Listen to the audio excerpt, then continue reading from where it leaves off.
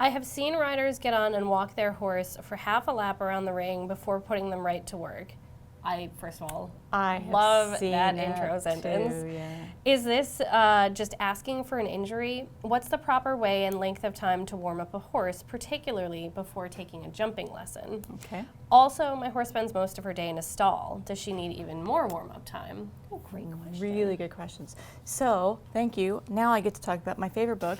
Yay! This is Conditioning Sport Horses by Dr. Hilary Clayton. What I'm not going to do is turn the book around and show you her picture, because she would kill me, because it's from a long, long time ago, and she doesn't look like that anymore. She has a much better haircut. It's very period-based haircut. It's very 80s. So, but it's a fantastic book, and I'm actually going to quote some things right from it because it's so good. But her first question was, is this asking for an injury? Yes. Yes, yes, yes is the answer. An effective warm-up enhances performance and reduces the risk of injury. So it's right there in black and white. Okay.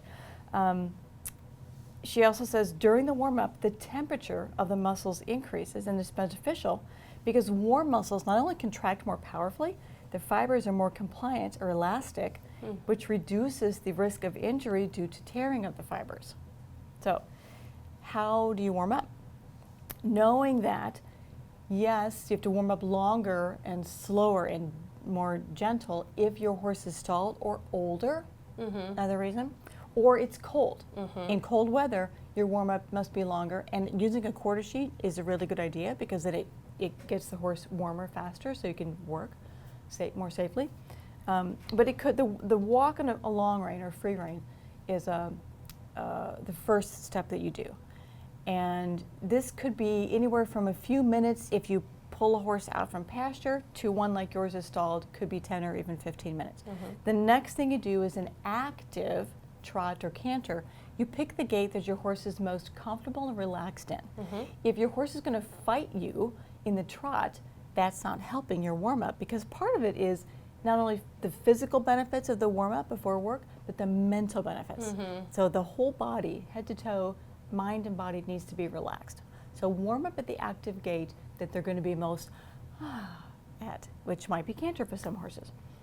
Then, says the dressage rider, you get to your suppling work. Depending on what you're doing, you sound like a hunter jumper, so you're not going to have from me as much as I do, but you can leg yield, you can shoulder forward, shoulder in, you can do circles, changes of direction, serpentines, get the horse bending and moving and loose and goose and front and back. And then you go right to your work, and what that means is hers is a jumping lesson. She wants specific guidance for. Okay, the advice is from your warm-up, add on segments of the work that you're going to do that day, the training or the schooling, but in less difficult, less strenuous version.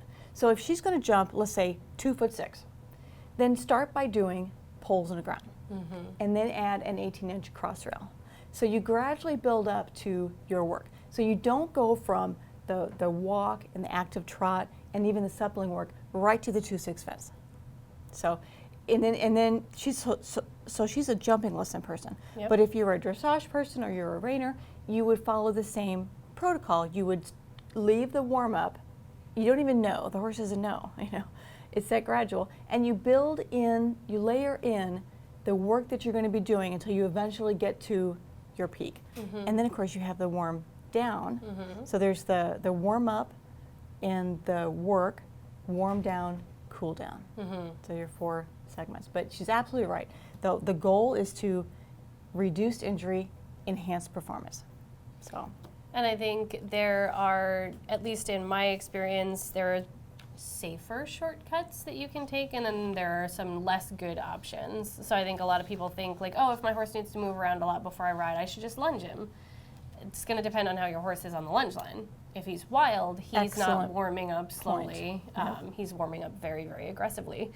And so some of the other shortcuts, you mentioned the quarter sheet. There are also some therapeutic leg wraps, because certainly the legs have a lot of those tendons and ligaments that we worry about being a little bit less elastic when you start doing your work. And so some of those therapeutic products that can warm up the legs with things like ceramic, SmartPak carries a lot of those, so if you guys ever are wanting to look for things that can particularly help you in the winter, when you're not very eager to spend 15 minutes casually walking around the ring, some of those can be good options.